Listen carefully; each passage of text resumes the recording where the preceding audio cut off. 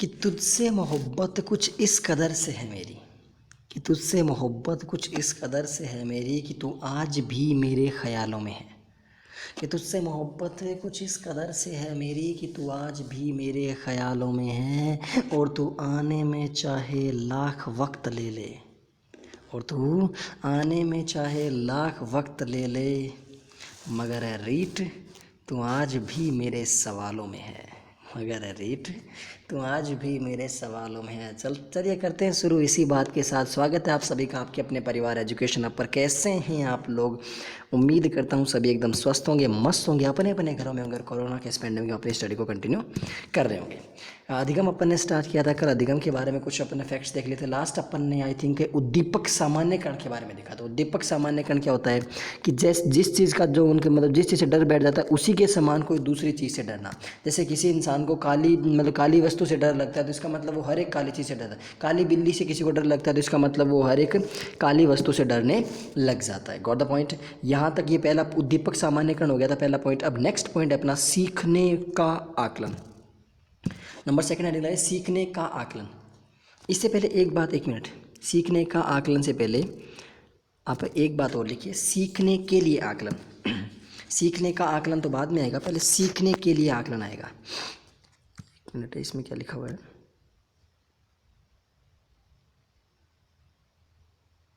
हाँ, सीखने के लिए आकलन।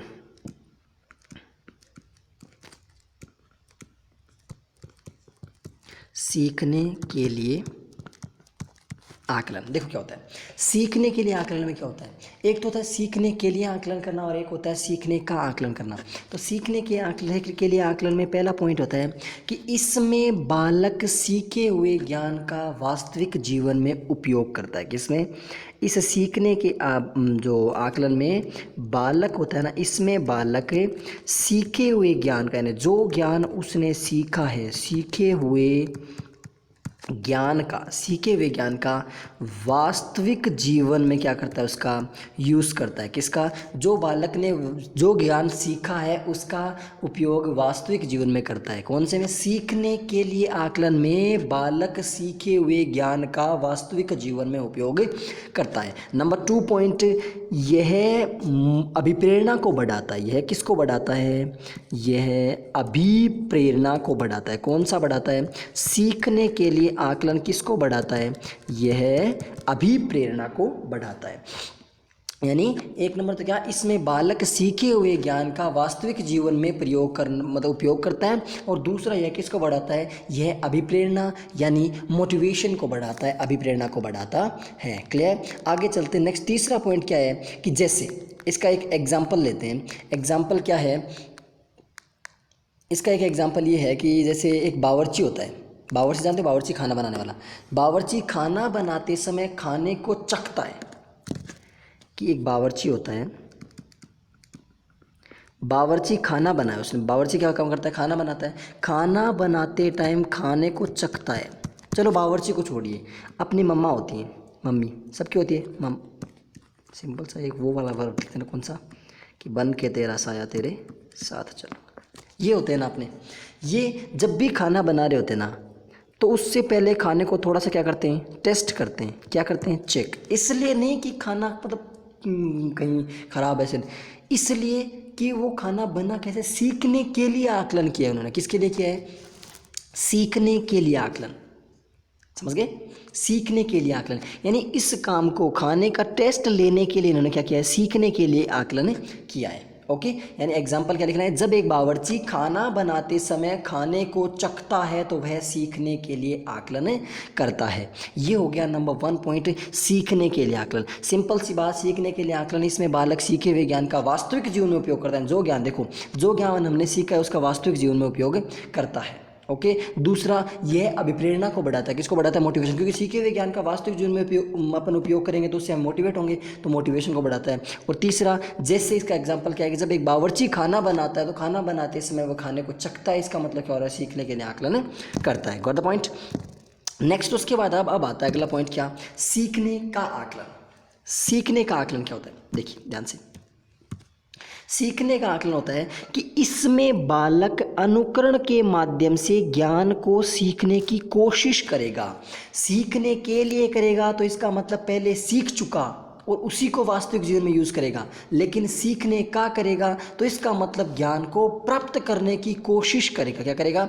ज्ञान को प्राप्त करने की कोशिश करेगा। फॉर एग्जाम्पल, जैसे एक छोटा बच्चा माँ को खाना बनाते देखकर खाना बनाने की कोशिश करता है। मिलने की तुम कोशिश करना, वादा कभी ना करना, वादा तो टूट जाता है। ओके, यानी कि जब मैं छोटा बच्चा था बॉर्नविटा पीता था, आज मैं बड़ा हो गया हूँ लेकिन आज ही बॉर्नविटा पीता। ओके, हाँ जी। तो जब एक छोटा बच्चा, मान लो उसकी मम्मी ऐसे बैठी है और ये इस पे अपना क्या होता है, उसको बोलते हैं चकला, और ऐसे वो देख लो जो भी समझ जाओ, मतलब उस पर मम्मी रोटियां बना रही है। ओके, लेकिन बच्चा उसको देखता है कि हाँ भाई मम्मी ऐसा ऐसा कर रही है, मतलब यहाँ से ऐसे अब इस पर हाथ में से आटा ले रही है, उसको ऐसे हाथ में कुछ कर रही है, फिर इसको इसके ऊपर रख के फिर इसको बेल रही है, तो मतलब कुछ ना कुछ गतिविधि कर रही है। वो उस गतिविधि को बच्चा यहाँ बैठे बैठे क्या कर रहा है, इसको नोट कर रहा है, इस चीज़ को देख रहा है, यहाँ से देख रहा है। लेकिन फिर बाद में क्या करेगा, ये भाई सब यहाँ से चले निकले, यहाँ से आटा लिया तो मम्मी पहले देती है, बोले ले, तो ये भी अपनी बनाएगा और अपनी बनाने के बाद इसको भी यहाँ से सिखवाएगा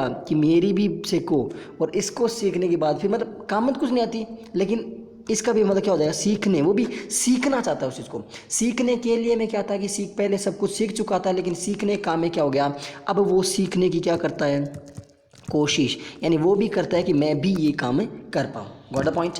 ठीक है, आगे चलते हैं नेक्स्ट बात पे।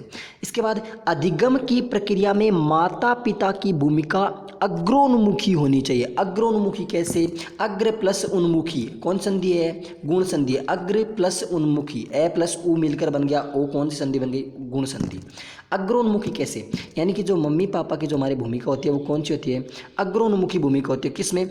इस सीखने के आकलन में। अधिगम में कैसी होनी चाहिए? अग्रोन्मुखी। कैसे? कि बच्चा ज़्यादा किसके माध्यम से सीखेगा? ज़्यादा मम्मी पापा के माध्यम से सीखेगा, तो इसलिए मम्मी पापा की भूमिका क्या होनी चाहिए? अग्रोन्मुखी होनी चाहिए। क्लियर? उसके बाद अगला पॉइंट क्या आता है? उसके बाद अगला पॉइंट है कि विकास बुद्धि अधिगम को, ये एक इंपॉर्टेंट लाइन है। विकास बुद्धि और अधिगम को पर्यावरण, यानी मतलब जो वंशानुक्रम और वातावरण दोनों प्रभावित करते हैं। जो विकास होता है, जो बुद्धि होती है और जो अधिगम होता है, इन तीनों को वंशानुक्रम और वातावरण दोनों की दोनों चीज़ें प्रभावित करती हैं। यानी आपका डेवलपमेंट, यानी आपका विकास, कौन सा? पड़ोस वाला नहीं, विकास को भी आपका वंशानुक्रम और आपका वातावरण दोनों चीज़ें इफेक्ट करेंगी। ठीक है, नेक्स्ट क्या? आपकी बुद्धि को भी ये दोनों चीज़ें ही प्रभावित करेगी, वंशानुक्रम, वातावरण। और तीसरा क्या? तीसरा है आपका अधिगम, और अधिगम को भी ये तीनों चीज़ें प्रभावित करेगी, वंशानुक्रम प्लस वातावरण। Is that clear?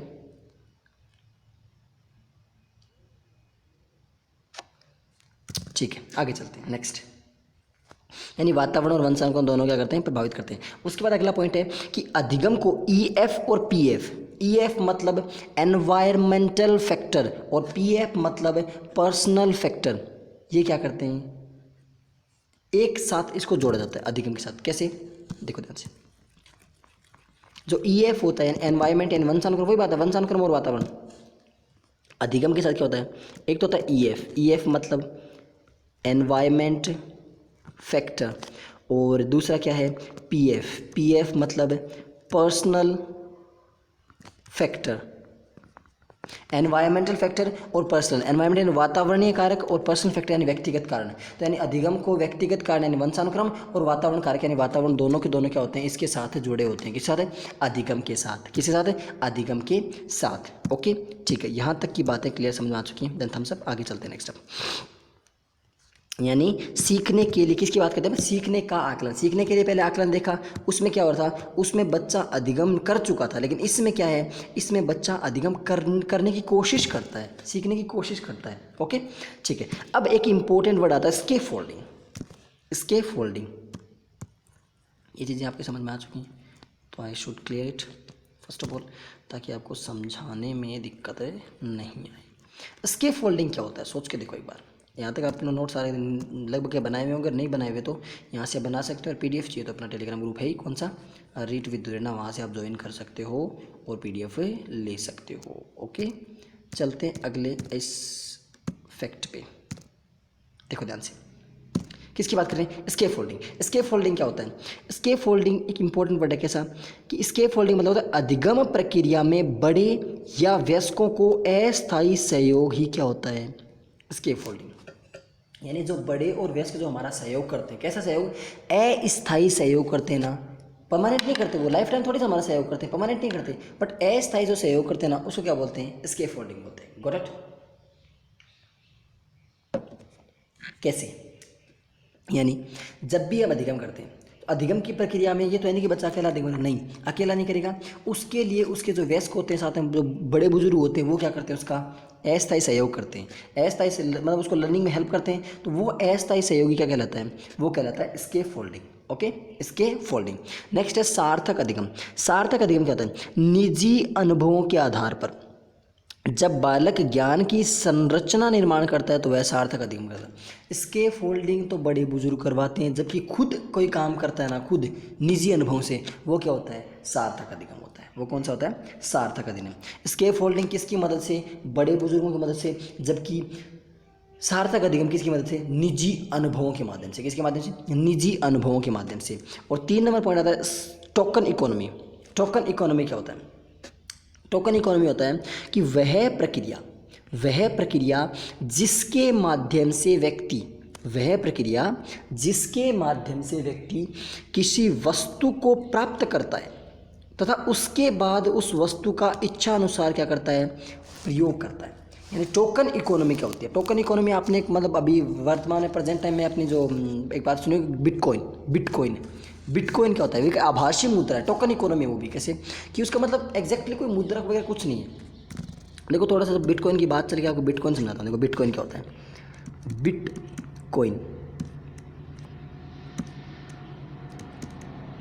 Bitcoin exactly है क्या, देखो सिंपल सी, वैसे तो इसको मतलब अपन कॉमर्स की लैंग्वेज में लेके चले ना तो बहुत लंबी मतलब इसकी बातें हैं, लेकिन बिटकॉइन होता क्या एग्जैक्टली। मान लो मेरा किसी साथ से, मान लो ये ए पर्सन है और ये बी है, ये इसको 50,000 रुपये देना चाहता है। ओके, इसने इससे 50,000 रुपये ले लिए, तो 50,000 रुपये के बदले इसको एक बॉन्ड देगा। बॉन्ड मतलब एक कागज़ देगा जिसपे लिखा होगा कि इसने मेरे से 50,000 रुपये लिए और इसके बदले मैं ये इसको दे रहा हूँ, उसके मतलब वो, तो वो एक बिटकॉइन एक आभासी मुद्रा है। एग्जैक्टली वैसी कोई मुद्रा नहीं होती ये मुद्रा, बस ऐसे कि 50,000 रुपये इसको दे दिया, एग्जैक्टली कैश कुछ नहीं देगा, इसको कैश कुछ नहीं देगा, बट ये काम आएगा इसे कहाँ पे, ये आभासी मुद्रा है जो इसके काम आ जाएगी एग्जैक्टली। ओके, तो बिटकॉइन सिंपल सी बात क्या है, कैसी है, आभासी मुद्रा है, टोकन इकोनॉमी है। ओके, लेकिन यहाँ पे टोकन इकोनॉमी से क्या मतलब है, यहाँ पे बिटकॉइन से कोई रिलेटेड नहीं है। यहाँ टोकन इकोनॉमी से मतलब है कि वह प्रक्रिया जिसके माध्यम से व्यक्ति किसी वस्तु को प्राप्त करता है और उसके बाद उसका वस्तु का अपने इच्छा अनुसार यूज़ करता है। वही काम बिटकॉइन का यूज़ कैसे, किसी से प्राप्त कर लिया और यूज़ उसका अपने मर्जी के अकॉर्डिंग किया। लेकिन यहाँ क्या होता है, किसी वस्तु को प्राप्त करता है और उसका यूज़ अपनी इच्छा अनुसार करता है। 3 बातें, स्केप फोल्डिंग बुजुर्गों, बड़े बुजुर्गों से, सार्थक अधिगम किससे, खुद के अनुभवों से, और टोकन इकोनॉमी यानी किसी के माध्यम से कुछ व्यक्ति कोई वस्तु ली और उसको प्राप्त किया और उसको यूज़ अपने अकॉर्डिंग कर लिया। लेकिन ये तीनों याद रखने की बजाय आपको सबसे इंपॉर्टेंट वर्ड याद रखना है, कौन सा, निगमन अधिगम। निगमन अधिगम क्या होता है, निगमन अधिगम होता है इसमें बालक अधिगम की प्रक्रिया की विवेचना करेगा। क्या करेगा, निगमन अधिगम में बालक का जो अधिगम की जो प्रोसेस होती है, अधिगम की जो प्रक्रिया होती है ना, उसकी क्या करेगा, उसकी विवेचना होती है, उसके मतलब उसके नेगेटिव और पॉजिटिव दोनों फैक्ट्स निकालेगा। यानी निगमन अधिगम होता है कि इसमें बालक अधिगम की प्रक्रिया की विवेचना करेगा, नए नियमों, सिद्धांतों, शोध एवं उपकल्पनाओं का निर्माण करेगा तथा इन सभी की जांच करेगा और लागू करेगा। जांच कर दे कैसे, निगमन विधि होती है, क्या होती है, नियम से उदाहरण की तरफ चलना। यहाँ क्या करेगा, नए नियम, नए सिद्धांत, नए शोध करेगा, उनसे कल्पनाओं का निर्माण करेगा और इन सभी की जांच करेगा और जांच करके उनको क्या कर देगा, उनको लागू कर देगा। कैसा होता है, निगमन अधिगम।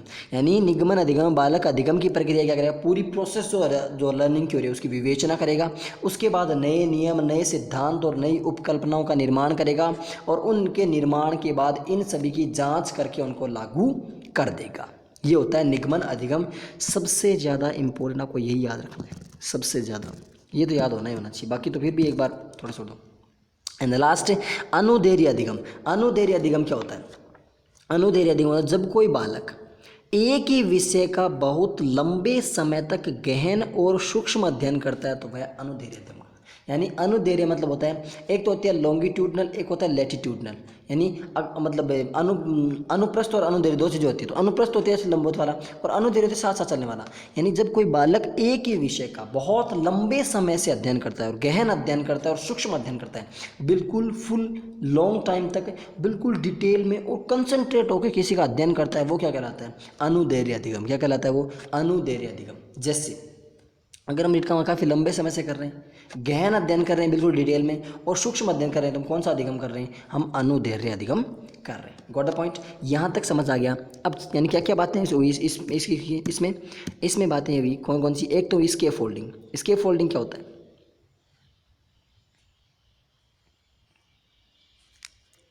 एक तो बात होगी इसकी स्केप फोल्डिंग, यानी बड़े बुजुर्गों के माध्यम से। सार्थक अधिगम, खुद के अनुभव के माध्यम से। टोकन इकोनॉमी, कोई वस्तु ली उसका अपने अकॉर्डिंग यूज़ किया, टोकन इकोनॉमी।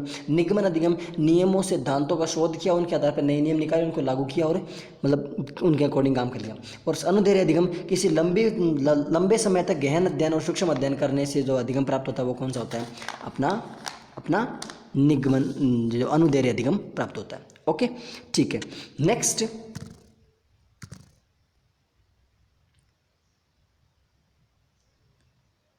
दो पॉइंट हो गए। अब इसके बाद एक बात और, एक बात क्या? एक दो पॉइंट एक्स्ट्रा लीजिए। एक तो होती है क्षमता, एक होती है रुचि। क्षमता आपकी जन्मजात होती है, आपकी कैपेसिटी कितनी है आपकी जन्मजात होती है, जबकि रुचि आपकी जन्मजात नहीं होती। रुचि, इंटरेस्ट आप किसी चीज़ में बनाते हो, ये आपकी जन्मजात नहीं होती। ये दो पॉइंट एक्स्ट्रा ध्यान में रखना। क्षमता क्या होती है? जन्मजात होती है, जबकि रुचि आपकी जन्मजात नहीं होती है। Okay, the next point is, उसके बाद देखो दो पॉइंट हो गए, एक तो अपना सीखने के लिए आकलन, दूसरा सीखने का आकलन। अब नंबर 3 पॉइंट, नंबर 3 पॉइंट क्या है? ये है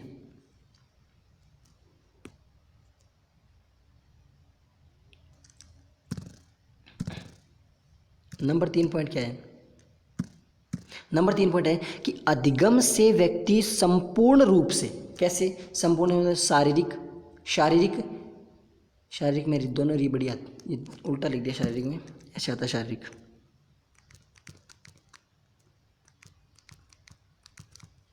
पहले वाली बड़ी आएगी, दूसरी वाली छोटी आएगी इसमें, ठीक है ना?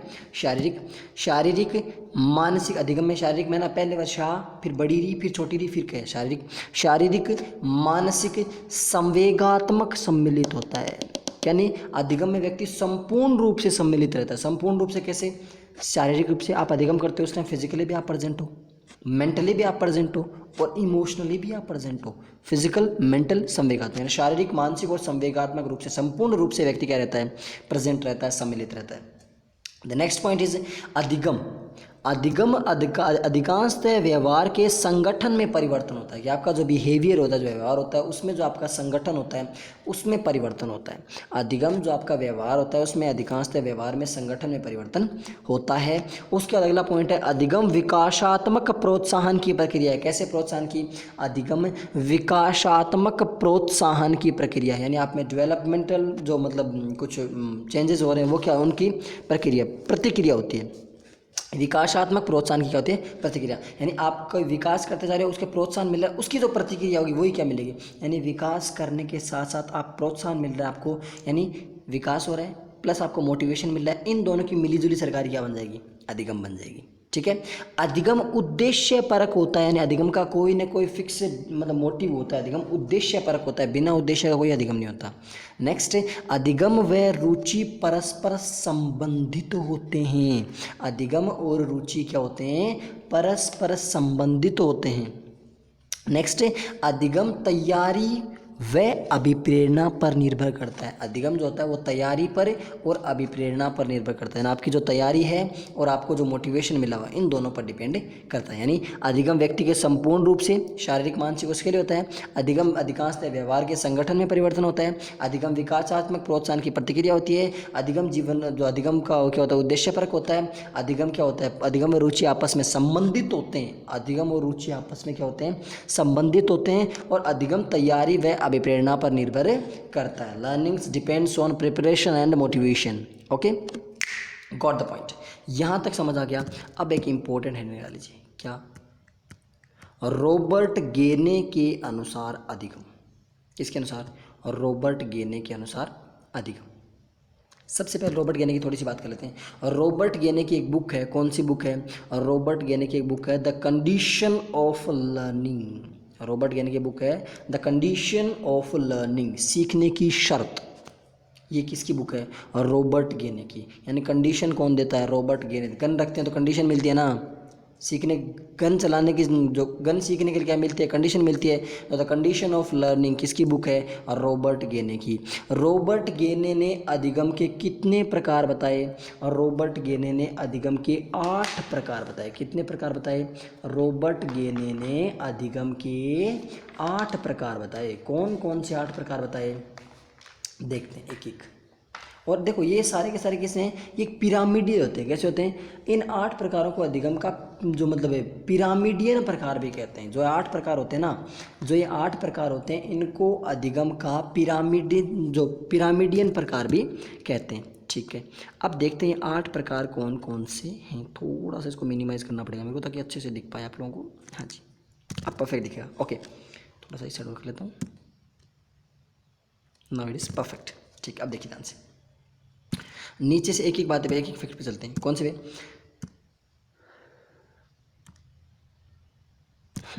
देखिए ध्यान से।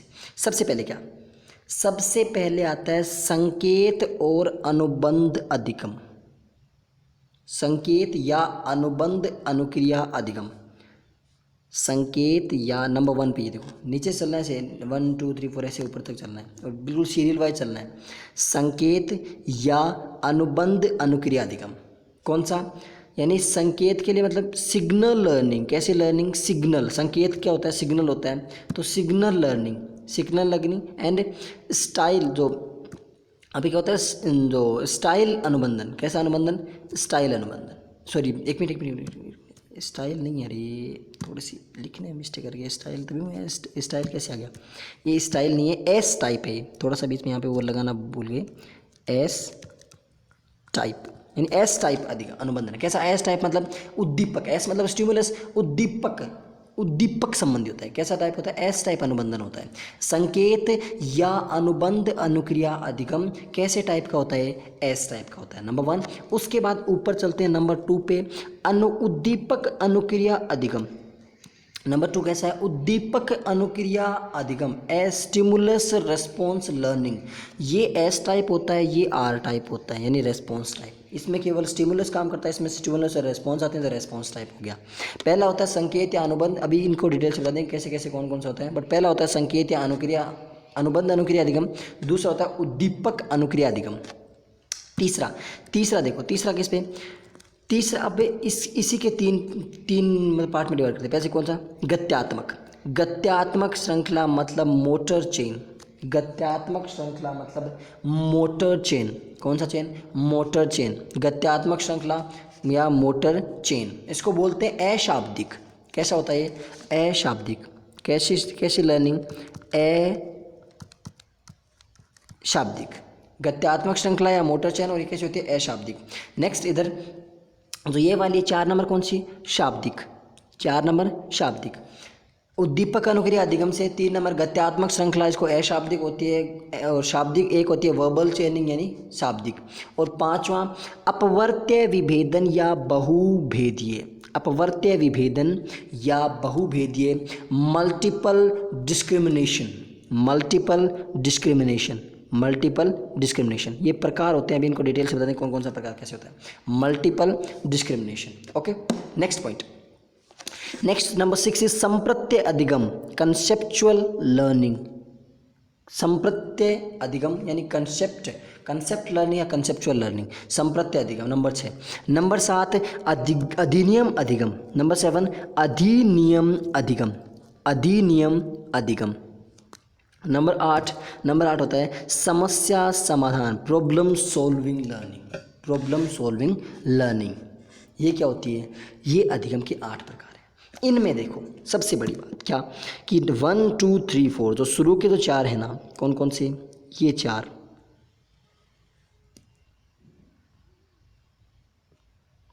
तो ये चार है ना, ये तो कौन से स्तरीय हैं, ये तो हैं निम्न स्तरीय। ओके, ये तो हैं निम्न स्तरीय। और जो ये चार बच गए,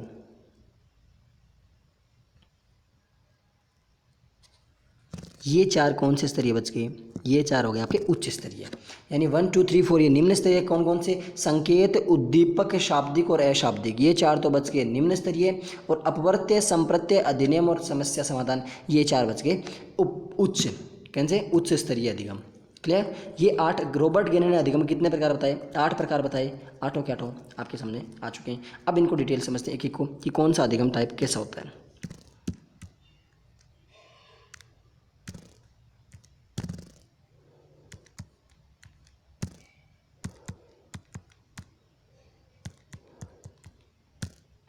अब देखते हैं एक एक को। सबसे पहले देखते हैं संकेत अधिगम। नंबर 1 संकेत अधिगम। संकेत किसकी, संकेत अधिगम की बात करते हैं सिग्नल लर्निंग। सिग्नल लर्निंग क्या होता है, देखो ध्यान से। सिग्नल लर्निंग का सिंपल सी बात, इसको किससे जोड़ते हैं, सिग्नल संकेत कौन देता है, घंटी का संकेत किसने दिया था, पावलाव ने। घंटी का संकेत किसने दिया था, पावलाव ने। इसलिए इसको पावलाव के शास्त्रीय अनुबंधन कार्य करता है। इसमें कौन सा, पावलाव के शास्त्रीय अनुबंधन से जोड़ते हैं। कैसे याद रखेंगे, एसपी। एसपी मतलब कैसे, संकेत पावलाव। संकेत अधिगम को किससे जोड़ते हैं, पावलाव के शास्त्रीय अनुबंधन सिद्धांत से जोड़ते हैं। एसपी मतलब संकेत और पी, एस का मतलब संकेत और पी का मतलब पावलाव, यानी संकेत अधिगम को पावलाव के शास्त्रीय अनुबंधन से जोड़ते हैं, एसपी। संकेत अधिगम 2 प्रकार के उद्दीपक होते हैं संकेत अधिगम में। कौन कौन से, एक तो स्वाभाविक उद्दीपक, देखो पावलाव के सिद्धांत पे चल जाओ डायरेक्ट। पावलाव के सिद्धांत में क्या है, एक होता है आपका स्वाभाविक उद्दीपक, एक होता है आपका अस्वाभाविक उद्दीपक।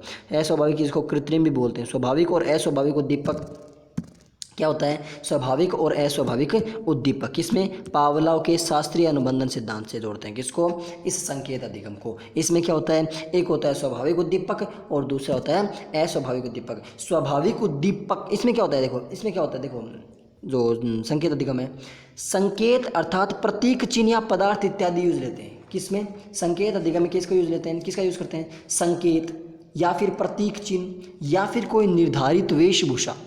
कोई भी संकेत या कोई प्रतीक चिन्ह या कोई निर्धारित वेशभूषा या कोई पदार्थ, संकेत या कोई प्रतीक चिन्ह या कोई निर्धारित वेशभूषा या कोई पदार्थ, इन सब को काम में लेते हैं कि इसमें संकेत अधिगम में। जैसे लाल बत्ती होती है, लाल बत्ती किसके लिए होती है, लाल बत्ती होती है आपकी पुलिस के लिए। लाल बत्ती किसके लिए होती है, लाल बत्ती की मतलब जहाँ पे जो, जैसे आपको एक बात होती है, लाल बत्ती वैसे तो वो छोड़ो, जैसे आपने देखा होगा कभी ट्रैफिक पे जो सिग्नल होते हैं, ट्रैफिक पे सिग्नल किसके होते हैं, ट्रैफिक पे 3 सिग्नल होते हैं, ग्रीन लाइट, रेड लाइट और एक जो मतलब है ऑरेंज लाइट।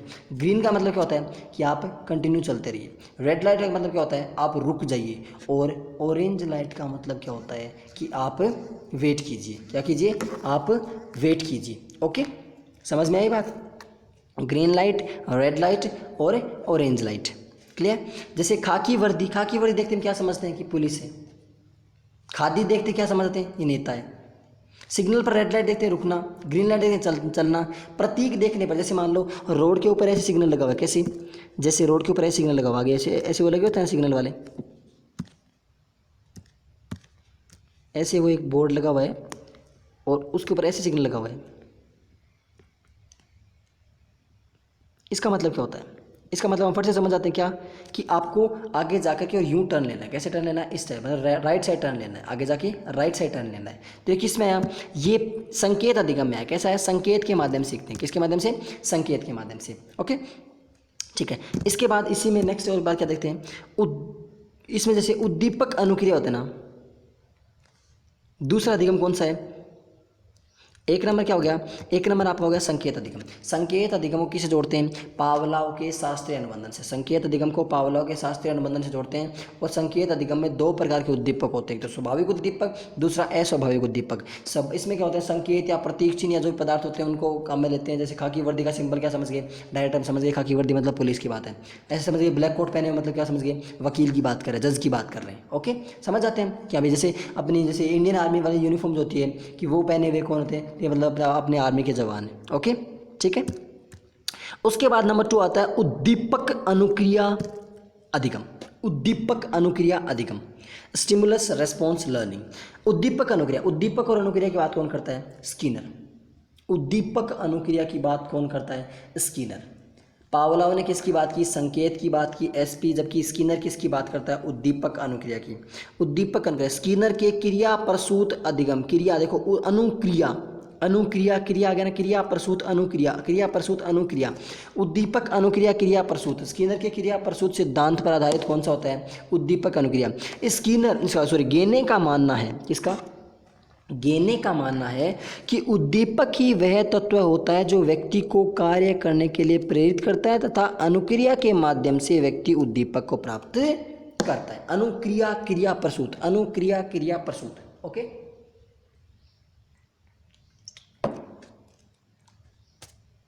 यानी रॉबर्ट गेने क्या बोलते हैं कि उद्दीपक ही तो वो होता है जो व्यक्ति को कोई काम करने के लिए क्या करता है? उसको प्रेरित करता है। क्या काम करता है? उसको कोई कार्य करने के लिए उद्दीपक प्रेरित करता है। और उद्दीपक को प्राप्त करने के लिए व्यक्ति जो क्रिया करता है वही क्या होता है? उद्दीपक। वो क्या होती है? अनुक्रिया होती है। उद्दीपक व्यक्ति को कार्य करने के लिए प्रेरित करता है और उद्दीपक को प्राप्त करने के लिए व्यक्ति जो क्रिया करता है वो क्या होते हैं? उद्दीपक अनुक्रिया। उद्दीपक के लिए अनुक्रिया। नंबर 3 आता है श्रृंखला या क्रमिक अधिगम, जिसको अपन अशाब्दिक भी बोलते हैं। श्रृंखला या कृत्रिम जो श्रृंखला या क्रमिक अधिगम, श्रृंखला या क्रमिक अधिगम। अब देखो, श्रृंखला या संकेत जो क्रमिक अधिगम क्या होता है? इसको जोड़ते हैं गुथरी के साथ। किसे जोड़ते हैं? गुथरी के साथ। कैसे? देखो, हम जैसे ये होता है ना, जो इसका देखो सिंपल सी ट्रिक देखो क्या है कि गूंथ कर श्रृंगार करना है। मतलब देखो, अपन जो महिलाएं श्रृंगार करती है, जैसे चोटी जो वगैरह होती है उसको गूंथ कर करते हैं ना, तो गूंथ कर श्रृंगार करना। क्या करना? गूंथ करके श्रृंगार करना। ओके, तो गुथरी श्रृंखला, गुथरी श्रृंखला या क्रमिक अधिगम। गुथरी के साथ किसको जोड़ते हैं? गुथरी के साथ जोड़ते हैं श्रृंखला या फिर क्रमिक अधिगम को गुथरी के साथ कनेक्ट मतलब कनेक्ट का मतलब करना, जोड़ते हैं। ओके, ठीक है। नेक्स्ट उसके बाद अगला इसी में क्या आता है? गुथरी में। इसमें बालक निश्चित क्रम में, कैसे क्रम में? निश्चित क्रम में किसी विषय वस्तु के ज्ञान को प्राप्त करता है। यानी कोई फिक्स मतलब प्रोसेस होती है, जो निश्चित क्रम होता है, उस निश्चित क्रम में बालक विषय वस्तु के ज्ञान को प्राप्त करता है। जैसे पहले, जैसे मतलब एग्जाम्पल, जैसे गिनती पहाड़ी, गिनती और पहाड़े होते हैं, ये तो नहीं डायरेक्ट अपन 100 पे चल जाते हैं। जैसे फॉर एग्जाम्पल क्या लेंगे इसका? जैसे गिनती, गिनती किस में आती है? जैसे गिनती डायरेक्ट अपन 100 पे थोड़ी जाते हैं। पहले 1 2 3 4 5 6 7 8 10 ऐसे चलते हैं ना, मतलब 9 बीच में रह गया, 1 2 3 4 5 7 8 9 10 ऐसे मतलब चलते हैं। तो क्या होती है? एक स्टेप बाय स्टेप होती है। क्या होती है? Step by step. गिनती पहाड़े, गिनती सीखने के बाद अपन पहाड़े सीखते हैं। पर जैसे कार चलाना सीखते हैं ना, तो कार चलाना भी क्या सीखते हैं? बिल्कुल स्टेप बाय स्टेप सीखते हैं। कैसे सीखते हैं? कार चलाना भी एक स्टेप बाय स्टेप। कैसे? कि कार सीखने के लिए पहले उसके एक एक पार्ट या पार्टीशन के बारे में जानते हैं। किसके बारे में? जो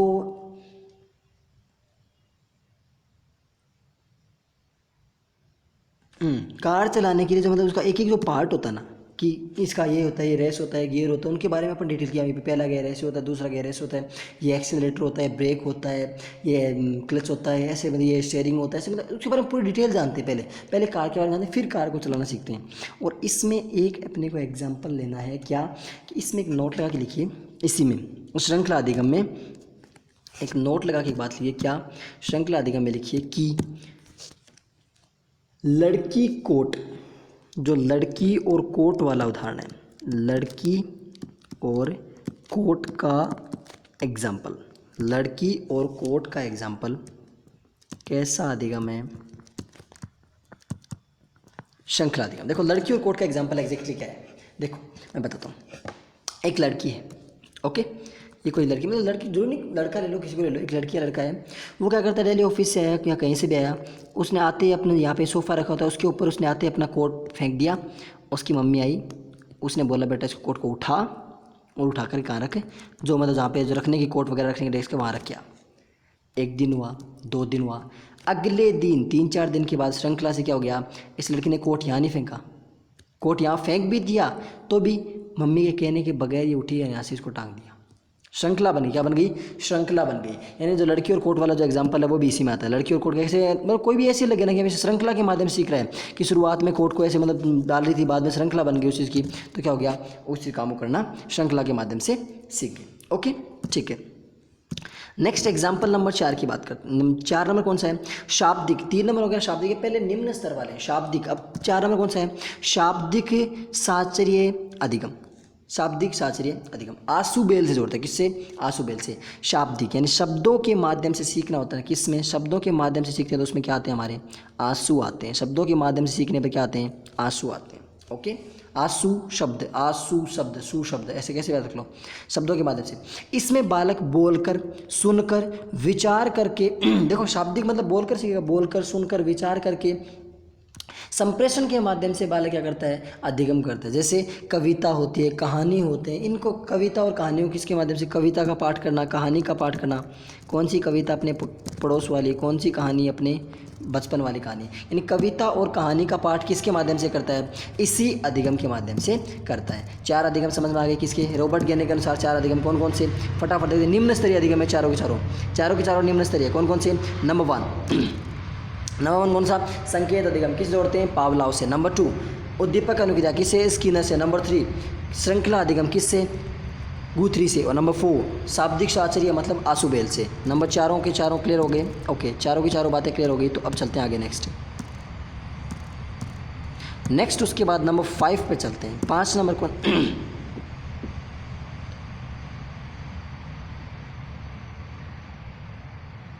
एक मिनट, 5 नंबर कहाँ रह गया?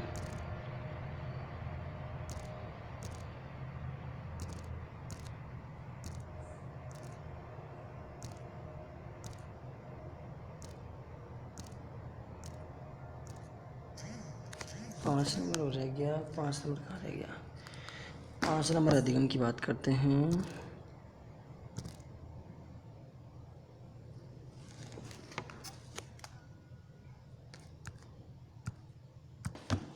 बाकी आगे वाला पता नहीं कहाँ रख दिया, मिल ही नहीं रहा पूरा। उसके बाद एक बीच में एक पेज और रह गया अपना। 4 ही हुए हैं, तो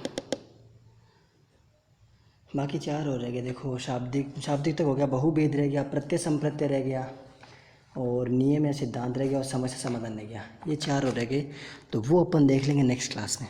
ओके, वो चारों के चारों अपन नेक्स्ट क्लास में देख लेंगे। आज के लिए वो कहते हैं मतलब ये करवाने का तो पूरा ही था, बट ये 4 वो लिखेंगे तो काफ़ी टाइम लग जाएगा उनमें चारों में। तो वो 4 एक बीच में एक वो स्क्रीन शॉट एक फाइल रह गई बीच में, तो वो नेक्स्ट करवा के फिर नेक्स्ट अपन चलेंगे बाद में अधिगम पठार पे कल की क्लास में।